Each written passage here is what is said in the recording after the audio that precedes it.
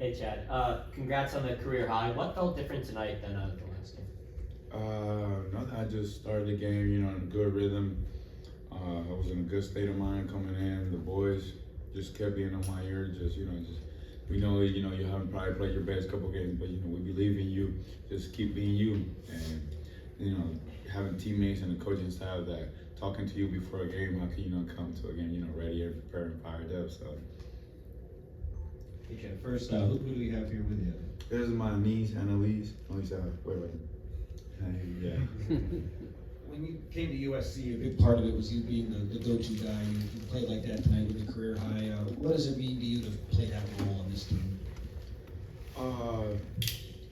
To be honest, that role that's not really like an established role. I feel like with this team, we got from me to Ezra, Rodney, Jacob. We can all be go-to guys. It's just really who's the hot hand that night. Thankfully I was the hot hand tonight. The guys and the coaches kept fitting me, so I'm gonna just do what I had to do. This question is for Ezra. If you talk about the energy you had tonight, it was a play where you had almost two and ones, and you kind of just went crazy. Talk about the energy you had. That's me every day, for real.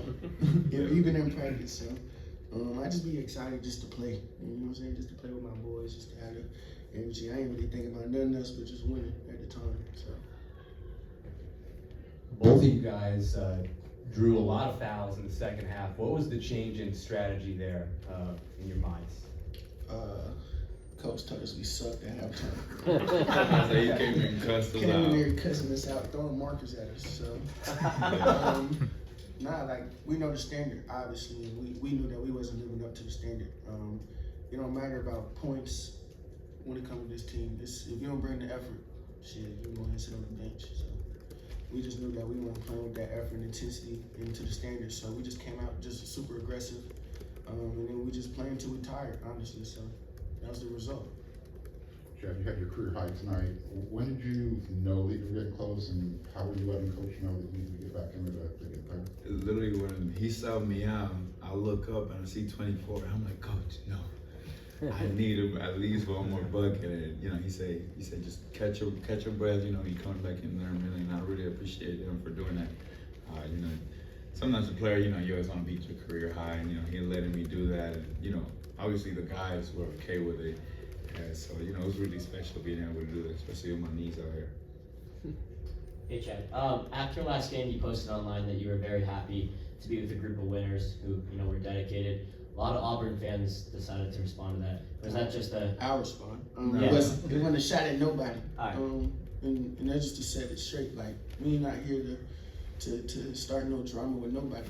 I'm pretty sure he's proud to be where he at. So I'm gonna say some because a lot of Auburn folks, they got stuff twisted. I cannot go much into detail, but I'm past that.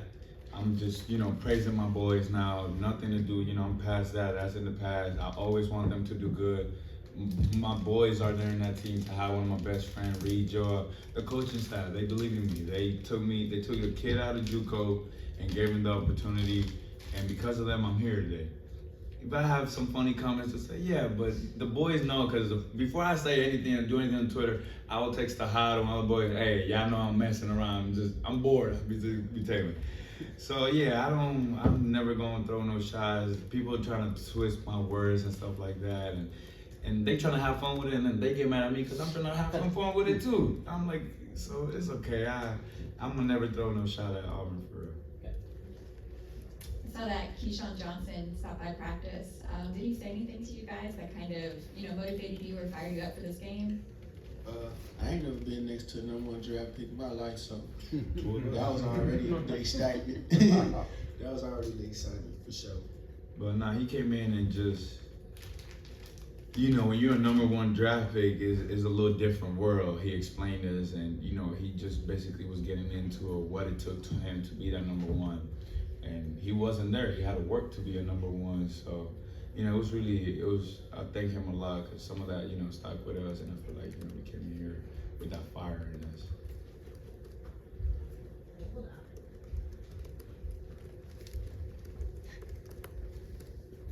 So I've got my running shoes on today. This question is for Chad.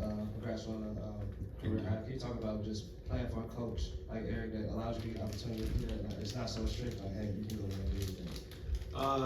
It's pretty fun playing like for a guy like that. He reminds me a lot of myself. Me and him got a lot of things in common, especially that we're crazy. Sorry, passionate. That's the word. Passionate. But you know, having a coach who just lets you be out there and be yourself, you know, it's how can you not be comfortable? You know what I mean? And it's just not just me that he lets all of us be, you know, our own self. You know, Ezra is promise you that I'm the same way, and a couple other guys. But you know, it doesn't make this seem like, you know, you're doing a job. It's more like, you know, you actually playing basketball. If you know what I'm trying to say with those words, yeah.